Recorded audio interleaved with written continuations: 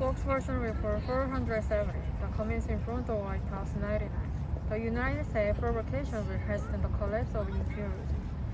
First, on December 27, Biden signed the new National Defense Authorization Act, NDAA, the U.S. defense budget in 2021, including a large number of military response budget against China and Russia, which is about $912 trillion.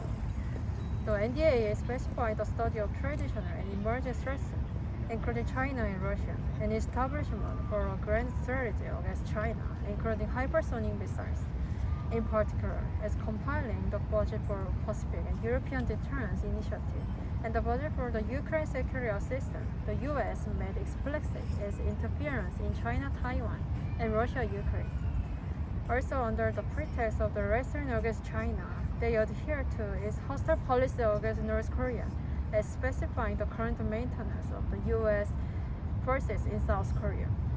Second, the aggressive maneuvers of the U.S. against the anti-imperialist forces for independence build up the dangerous political situation that can provoke war.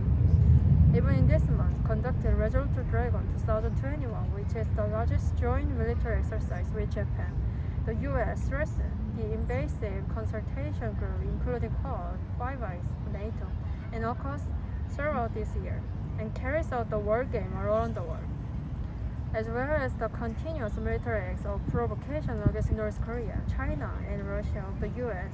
The economic sanctions, argument over the human rights, and interference in internal affairs are the main maneuvers which isolate and weaken the anti-imperialist forces for independence in the international society, and the racial acts which plan the aggressive war.